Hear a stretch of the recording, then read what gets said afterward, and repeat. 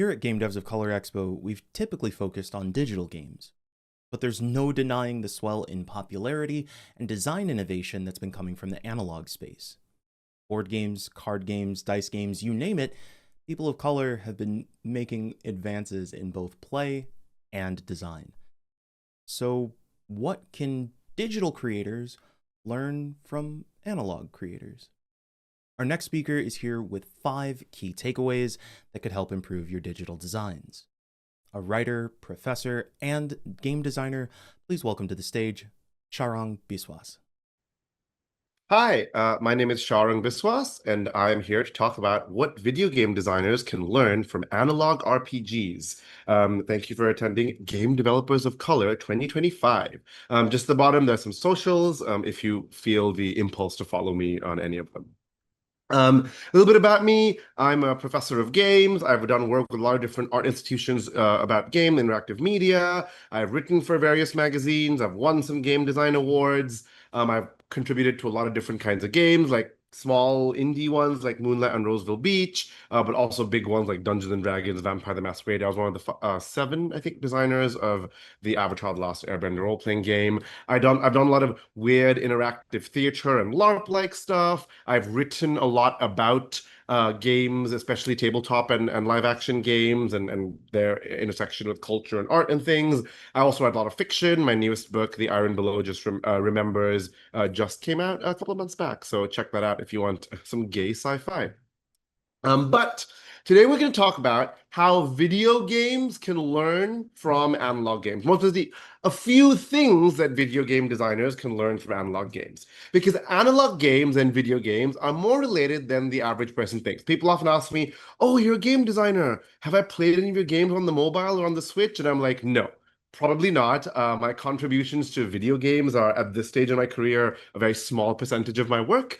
But the idea that games is a field and video games and analog games are 2 subfields of it remains true, right? Eric Zimmerman, famous game designer, recently came out with his book, The Rules We Break, where he uses analog game techniques to show various kinds of systems thinking, which can be used in video games, in other kinds of applications as well, right? So there's a lot to be learned from tabletop games, even if you are a hardcore video game designer. Mary Flanagan writes, quote, games and play activity themselves, with their emphasis on order and conventions, act as technologies that produce sets of relationships governed by time and rules played out in behavioral patterns, right? So Flanagan, who is a very famous game designer and thinker and professor of games at Upper Dartmouth, is thinking very deeply about the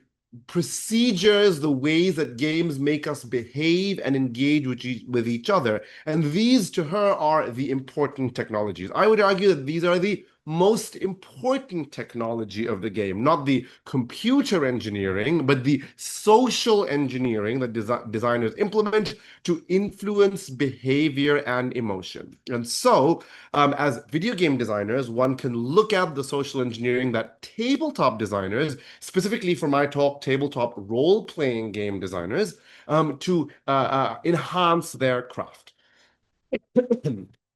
So, the basis of this is kind of one of these articles in Analog Game Studies by Ian Bellamy, What Counts Configuring the Human in Platform Studies, where Bellamy talked about how the human being is themselves a platform for games, right? Quote, and so it is that people constitute a unique computing system, e.g., a unique platform, right? People themselves are a platform on which games can be played.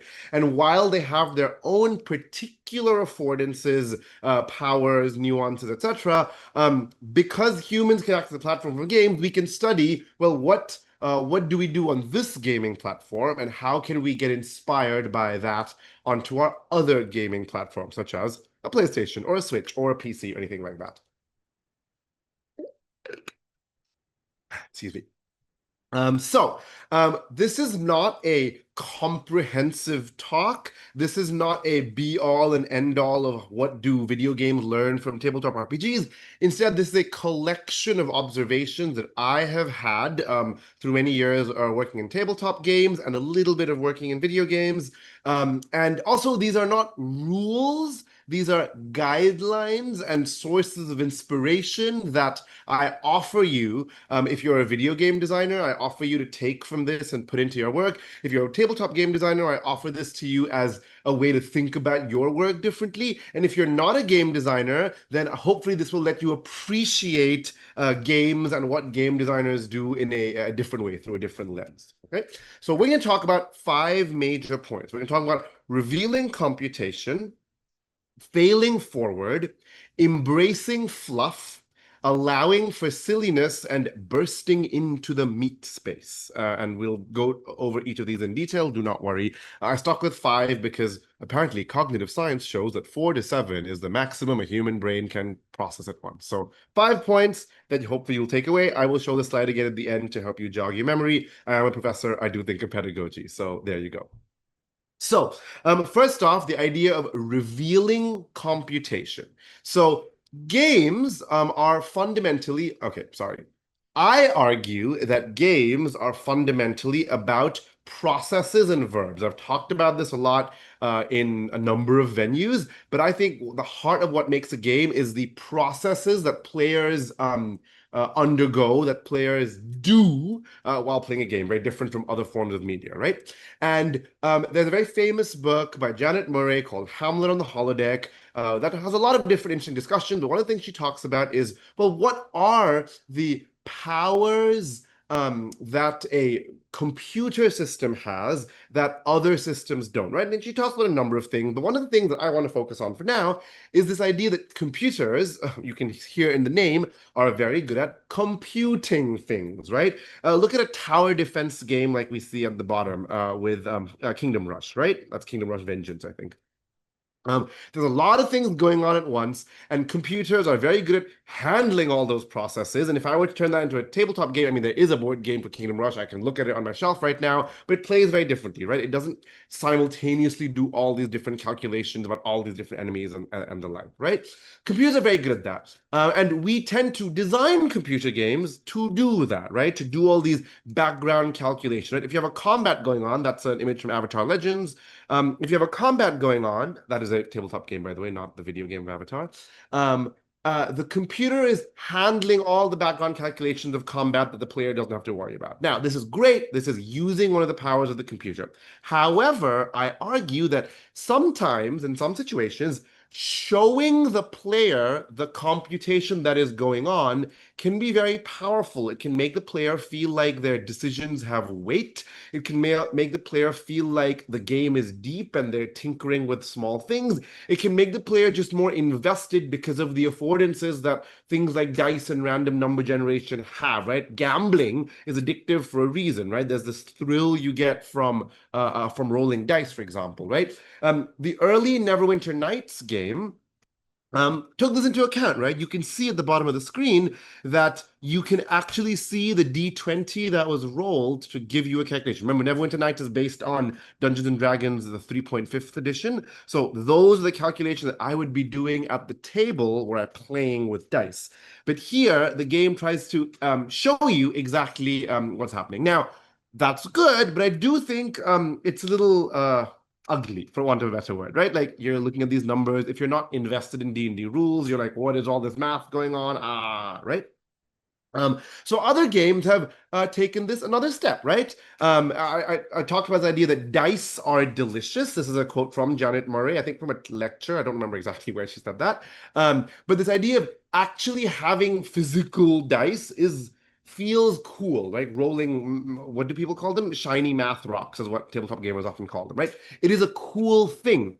And so some games take a leaf out of that book and actually show the dice on screen, right? Baldur's Gate 3 is famous for this, right? You can see the dice being actually rolled on screen, and you can see below that the various bonuses that are going into your dice roll, right?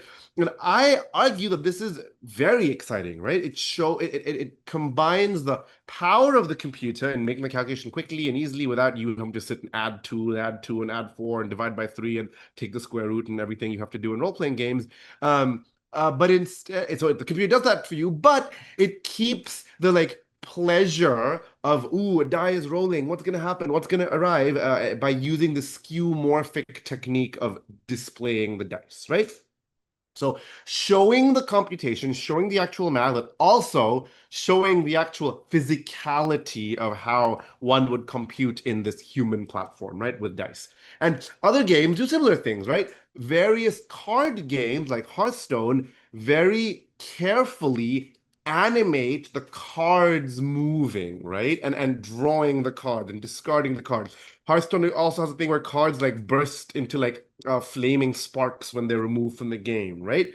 Again, these kinds of things take advantage of the skeuomorphic affordances that the modern technological system has, right? Where we can emulate, we have the computing power to sort of emulate the physical. Now, of course, the physical will always feel different. But again, if you're a video game designer and trying to imagine what can we learn from tabletop games, this idea of bringing in the physicality, bringing the meat space into the game. Later, we'll talk about bringing it out of the meat space. Out to the meat space. But bringing in the physicality can be very, very powerful. Okay. So our second point is this idea of failing forward, right? Video games, we tend to often think about a lot of binaries of winning and losing, of living and dying, right? And Paolo Pedicini eloquently argues in his famous talk, Video Games and the Spirit of Capitalism, that this is inherent almost to the medium of video games, because video games are digital technologies, and in the current way we make computers, we rely on binary things, right? We rely on bits, 0 and 1. So the idea of fail and start, or start and end, things like that, these two binaries, is baked into the very fabric of our platform of video games, right? Jasper Ewell says, quote, game players have chosen to engage in an activity in which they are almost certain to fail and feel incompetent at least some of the time, end quote. So failure is baked into our ideas of games, right? You are succeeding and you are failing, right? And Amanda Cote, in her book Gaming Feminism, talks about this idea that one of the functions of video games could be to demonstrate mastery, right? Think of really challenging platformer games. I think she gives the example of Super Meat Boy, which is not pictured here, where it's very punishingly difficult. And by playing it, failing many, many times and succeeding, it can feel really good. Like, yes, I am a master of this game, right? And of course, there's reams of literature about failure in games, right? There's a whole subfield of queer game studies which thinks about failure and how it becomes queer. They're drawing on Jack Halberstam's The Queer Art of Failure text, things like that. But games don't have to be about that, right? Their failure is a function of demonstrating, is a variable in demonstrating mastery, right? But you can use failure to do other things. I'm thinking of the game Daggerheart, for example, which recently came out from Darrington Press, tabletop RPG, where you think of games like D&D where you lose all your hit points, you die, right? In Daggerheart, when you lose all your hit points, you have multiple options of what to do, right? Including like having one more turn, going out in a blaze of glory and doing something really epic before dying. Or do you die temporarily and then come back later? These kinds of things, right? There are many ways of conceptualizing failure and using failure to move the story forward. And of course, failure then becomes, is it even failure, or is it just a temporary failure or a temporary death, right? That's a question we have to ask. Disco Elysium is a great example of a game where you can fail all your checks. It's also an example of a game where you can see the computation. Notice the dice on screen. But you can fail all these checks, and that doesn't lock you out of story. It actually just takes you down a different avenue of the story, right? And Disco Elysium is very good at this. That many times it is maybe more fun for you as a player to be like, oh, well, I failed. Well, now what's going to happen, right? And Disco Elysium does this a lot. So I encourage you guys, if as designers, if you are a designer, to think about this. Like in your game, does failure mean you have to restart, which is fine, or does it take you down a different avenue, which is an interesting choice, right? In Hades, I'm very excited for the new Hades game. I'm sure they're doing the same thing. I have tried not to watch a lot of spoilers. In Hades, you can only progress the plot by failing, right? Only if you die do certain story choices appear, certain dialogue options appear, right? The game expects you to keep dying, right? So in this game, failure becomes part of the narrative very strongly. The game knows that you're going to fail, and the narrative knows you're going to fail, and that becomes part of you, character development for you, right? Like the fact that Zagreus has failed again and again and again to escape the underworld tells us something about him and about the characters involved, right? In Planescape Torment, the early 2000s D&D inspired, again, D&D rule set game, death is used in a very unique way. The whole point, the whole narrative crux of the game is centered on this idea that why aren't you dying? Like you wake up in a morgue and you realize you cannot die. Every time you die, you just wake up again in a different place. So the narrative kind of lampshades the fact that you're in a game and games don't just end necessarily when you die, you can continue playing, and use that for its story. And in fact, death becomes a tool. Every time you die, you wake up somewhere else. So death becomes at some point, there are puzzles that need you to die so that you can wake up somewhere else, escape the labyrinth, or show up somewhere else, right? Or just, I'm tired of, I don't want to walk all the way back from this dungeon. Let's just die so I can leave the dungeon, right? And so failure is used in interesting ways in these video games, inspired by the fact that in tabletop games, death isn't the end, right? You can be resurrected. Your ghost can start having its own thing. Your body is now possessed by a different spirit. So you role play someone else now for a little while, etc., etc., etc. Right? So failure. Next, this idea of embracing fluff.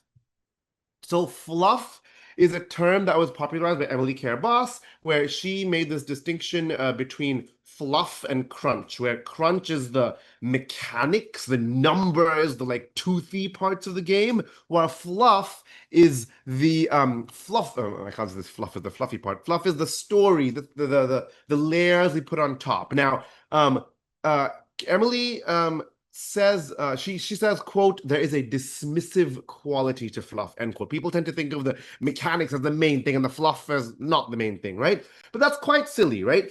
If only numbers mattered, then whenever I played a game of D&D or other tabletop role-playing games, I would have a spreadsheet in front of me and just tell the GM 5, 7, 12, 15, right? I don't do that when I play a role-playing game. I say, I swing my sword and connect with the giant robot trying to slice its circuitry open, right? So fluff, you can argue in tabletop games, might be the heart of the game, and we use the crunch, the bones, to scaffold the fluff, which is the heart of the game, right? And fluff is exactly these flavor details that we add. Now, what I'm encouraging you as game designers is to think about where can we have players get control of the fluff, right? Tabletop games are very good at that. And I don't mean get control of the narrative. We all know, we've all talked about choice-based games and your decisions matter and stuff. I mean, no. Can the players control the actual small fluff? In 13th Age, for example, there's a very famous module. I think it's famous. It's probably less famous than I'd like to think. There's a very good module called Make Your Own Luck. It's a module that came out a number of years ago for Free RPG Day. And at the start of the game, the players the GM presents the players with who is our main villain and what are we protecting inside this town, right? They have some small mechanical benefit, but it's more important for the players to be like, ooh, we're fighting the Great Lich, or we're fighting the Orc King, right? It doesn't change that much. It changes small things, but giving the players this small control over this fluffy part of the game makes the players feel very invested in the game, because like, yes, this is our game, right? Without having to change the story completely, right? Just a small thing. And I don't mean in video games just the idea of changing appearances, right? Not that it's bad, it's very good, but everyone knows about this, right? Lots of games have appearance things, so that's what I'm talking about. You all know about this. I mean, changing other things. So, for example, I've been playing a lot of Thunderfolk recently that came out, I think, this year. And Thunderfolk is the couch co-op tactical RPG. You can look it up. I won't go into too much detail. It's quite good. I might teach with it this fall. But one of the things the game does is it often prompts you to rename things. Like, what is this kind of bow-wielding ogre called? What is this kind of shrine that we can pray at to heal called? What is the term for this kind of monster, right? Does not affect gameplay at all, but it does affect my experience experience of the game where I am like, ah, amazing. I have named these monsters. I think the bow wielding ogres in one of my playthroughs, I named them bogers, right? Very stupid, but I get a giggle every time I see that, right? This goes back to when I don't have a screenshot of this, but when I was 10 years old playing Pokemon Red version, I named my opponent Idiot, and when I would be like, he, Idiot has sent out Charmander, he, right? And I got a lot of pleasure out of that, right? So embracing this fluffy component and having players have some input in the fluffy component can be a very powerful way of engaging our players, right? Again, inspired by tabletop RPGs, which are all about players determining things in the game. Then allowing for silliness. Tabletop RPGs, if you ever watch anything like Critical Role and all that jazz, tabletop role-playing games are all about the zany moments, right? Sure, in a game of Mask, you are superheroes saving the world against villains, but you're also teens. So you might, instead of just saving the world and stopping the villain, you might make out with the villain. You might decide that, wait, I think the gym teacher is the villain. Let's break into his office at night. Oh no, he's at the front. Someone go distract him, blah, blah, blah. All these silly, zany moments, right? Players love, even in self-serious narratives, players love having small moments of silliness, right? And some games embrace that, right? Everyone loves the bear scene in Baldur's Gate 3. If you don't love it, you will soon love it, right? Players like, well, what happens if you try and have sex with a bear? And the game's like, great, we will let you do that, right? Allowing for zany moments can be powerful. Now, I know budgets are tight. We don't have infinite resources, but every once in a while, dropping a small, silly, zany moment can be really powerful because tabletop games do it all the time, right? We GMs have this whole plan, and the players are like, actually, what if we dress up as dancing girls and get poisoned lipstick and go and make out with all of them and murder all of them, right? Players do this all the time. Allowing for small moments of this in video games is I think, necessary, right? I think we make players' experience a lot better. And then finally, the idea of bursting into the meat space, right? Tabletop role-playing games are full of, the world of tabletop role-playing games is full of examples of very bizarre systems, right? Starcross by Alex Roberts uses Jenga, or sorry, I don't think we should say it's Jenga because that's trademark. He uses tumbling blocks towers to do its resolution, right? There are tabletop role-playing games that are about snuffing out candles. There are role-playing games that are about melting blocks of ice to wash away ink that you've written onto paper towels, right? Tabletop role-playing games are all about, not all about, but often, at least in the experimental and indie scene, about what weird physicality can we leverage to enhance our game? What we talked about verbs earlier, right? What verbs can I bring into this game that is not a traditional verb, and what can those verbs inspire, right? I've made a lot of games. I've won awards for games about food and eating and cooking, right? My game Feast and Verdure just came out with its first print edition, won Indicator Award like 6 years ago, but now it has a print edition, right? And it's all about eating, right? I'll challenge video game designers to be like, how can I bring that essence to game, right? How can I think about bringing the meat space, bringing unusual verbs into the game, right? First off, there's a whole tradition of alt control games, right? If you go to GDC, there'll be an exhibition of alt control game. This is a Hell Couch made by my friend Carol Mertz and their team member, who I actually don't know personally. And it's a game where you control, you're trying exorcising a demon that's trapped in the couch by like sitting on it and jumping on it and rolling around on it, right? So this exists. Obviously, not everyone's going to make an alt control game. It is challenging in many ways, challenging to market. What are you going to do with it? If you're making a video game, I'm not going to say make alt controllers, but I want to show you that there is a precedent for video games bringing in the meat space, right? With Those We Love Alive, it's a Twine game by Porpentine, right? It's probably one of their most famous works. By Twine game is a choice-based text game, right? Like choose your adventure, but on the computer, and it uses the tool Twine to make it. Look up Twine; it's a very powerful tool if you don't know what it is, and if you do, amazing, right? But in With Those We Love Alive, at one point the game prompts you to write and draw symbols on your arm, like we see here, right? And so the game breaks through the proscenium, the screen, and engages with you in the meat space. It tells you to do these physical things, right? Now, I'm not telling you this is the only way you can do things. I'm not even telling you that there is a particular way to do things. I'm saying it is interesting and inspirational to think about how tabletop games use the body and the world in interesting ways, and can you, as a video game designer, use the body and the world. And there are many examples like I showed you with Hellcouch over here, but I would recommend checking out things like Indiecade and GDC, the indie sections of those, and see what are these indie games doing with alt controllers, with breaking out of the fourth wall, breaking out of the screen, not fourth wall, different metaphor, and what are we doing there? To recap, revealing computation, both by showing numbers, but also by using the skeuomorphic properties of dice and cards and things. Failing forward, thinking about what does failure mean? Can we leverage traditional forms of failure, such as death, to mean something else? Or can we think about failure doesn't stop the action, it just takes it down a different direction, down a different path. Embracing fluff, allowing players to tinker with some of the fluffy parts of the game can be very engaging, which is related to allowing for silliness. Let players blow off steam from time to time and do dumb things, because tabletop games always do this, and honestly, you can't stop players from doing this.